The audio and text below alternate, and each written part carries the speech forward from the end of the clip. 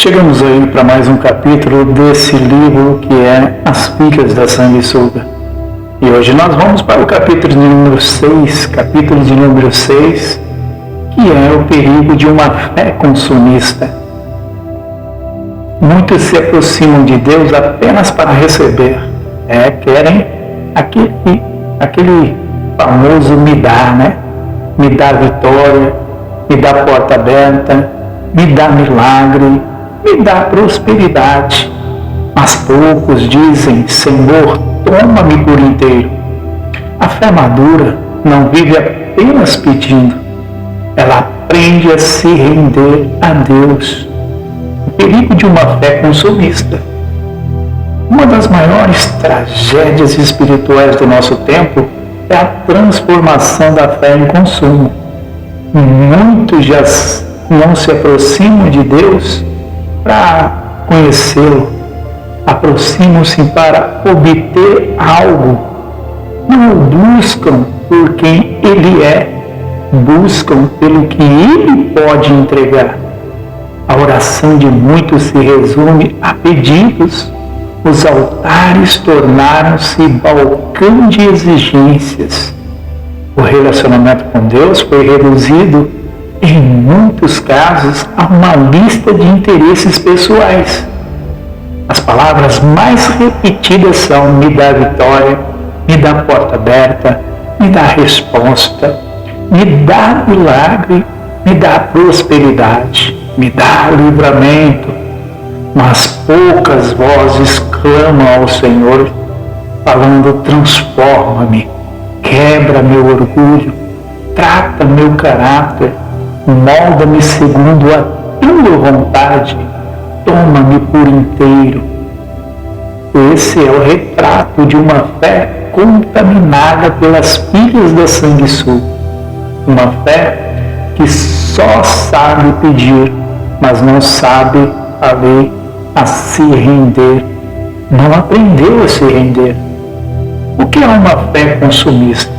A fé consumista é quando Deus deixa de ser o centro da atenção, o centro da vida da pessoa, e passa a ser apenas ali um meio. O objetivo deixa de ser a comunhão, passa a ser benefício. A oração deixa de ser um relacionamento, passa a ser negociação. O altar deixa de ser um lugar de entrega, passa a ser um lugar de cobrança. A inversão perigosa é uma inversão perigosa. A fé bíblica diz: buscar em primeiro lugar o reino de Deus. Está em Mateus 6,33. A fé consumista diz: busco o reino se ele me trouxer resultado. A fé bíblica pergunta: Senhor, o que queres de mim? A fé consumista pergunta: Senhor, o que tens para mim? Essa é a inversão. E essa inversão muda tudo. Quando Deus é buscado apenas pelos benefícios, Jesus viveu isso. Multidões o seguiam, mas nem todos os buscavam pela verdade. Muitos o seguiam por interesse. Depois da multiplicação dos pães, Jesus confrontou o povo: vós me procurais, não porque vistes sinais, mas porque comestes o pão e vos saciastes. João capítulo 6, versículo 26. Que palavra forte é essa que Jesus estava dizendo? Vocês não querem a mim, querem aquilo que eu forneço, que eu ofereço a vocês. O perigo de buscar as mãos e ignorar o rosto de Deus. As pessoas só querem as mãos, não querem o rosto, não querem a glória e o poder de Deus. Muitos querem as mãos de Deus e poucos desejam o seu rosto. Querem provisão, mas não presença. Querem livramento, mas não transformação. Querem bênçãos, mas não intimidade. Davi tinha outra postura. Ele declarou: a tua face, Senhor, buscarei. Olha só, no Salmo 27, versículo 8. Esse é o clamor da fé madura. A multidão e o discipulado. Eita, quando chega nessa parte de discipulado, a gente começa a ver a fé consumista em todas as igrejas e em todos os altares. A multidão e o discipulado, a fé consumista produz multidões. A fé consumista enche igrejas, mas não os discípulos. Multidões se aproximam enquanto há pão, enquanto há milagres acontecendo. Discípulos permanecem mesmo quando há cruz. Os discípulos permanecem. Em João 6, quando Jesus endureceu o discurso, muitos foram embora.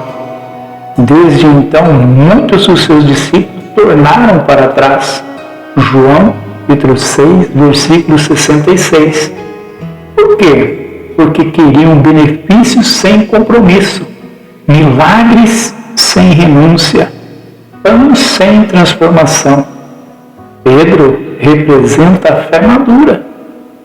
Quando muitos foram embora, Jesus perguntou: quereis vós também retirar-vos? Pedro respondeu: para quem iremos nós? Tu tens a palavra da vida eterna. João 6,68. Pedro não disse ficaremos porque o Senhor nos abençoa. Ele disse ficaremos porque tu és a própria vida. Essa é a diferença entre o consumidor e discípulo. Quando a oração se torna uma lista de exigências, olha só isso daqui. Esse tópico aqui é o que acontece em muitas igrejas. A oração é uma dádiva, mas ela pode ser distorcida. Há pessoas que se aproximam de Deus como se apresentam uma cobrança. Não há reverência, não há entrega, não há rendição, há apenas exigências. Tiago confronta isso. Pedis e não recebeis, porque pedis mal. Tiago, capítulo 4, versículo 3. O problema nem sempre está no pedido, muitas vezes está na motivação. O coração que apenas ali pede para si. Coração que pede apenas para si.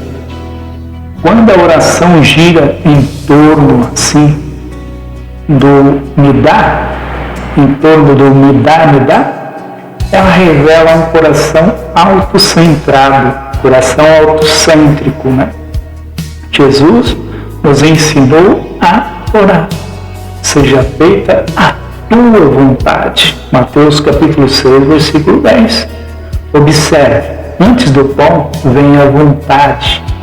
Antes da provisão vem a rendição. A fé madura prioriza o querer de Deus. O exemplo de Jesus no Getsemane. Se existe um modelo perfeito de rendição, ele está no Getsemane. Diante da cruz, Jesus orou: todavia não se faça a minha vontade, mas a tua vontade. Lucas capítulo 22, versículo 42. Essa oração destrói toda a espiritualidade consumista. Jesus nos mostra que maturidade espiritual não é apenas saber pedir, é saber se render. A fé que negocia com Deus. Outro sinal perigoso é quando a pessoa tenta negociar. Se o Senhor me der isso, eu farei aquilo. Se o Senhor fizer um milagre acontecer, eu te servirei. Isso transforma a devoção em contrato. Mas Deus não busca negociadores, busca adoradores. Jesus declarou isso lá em João 4, 23. O Pai procura tais que assim o adorem. O perigo de servir por interesse. Há quem cante por reconhecimento, pregue por status, contribua esperando o retorno, sirva ali aguardando, estão servindo e aguardando aplauso. Essa fé é consumista. Paulo confronta isto. Se eu ainda estivesse agradando aos homens, não seria servo de Cristo. Gálatas capítulo 1, versículo 10.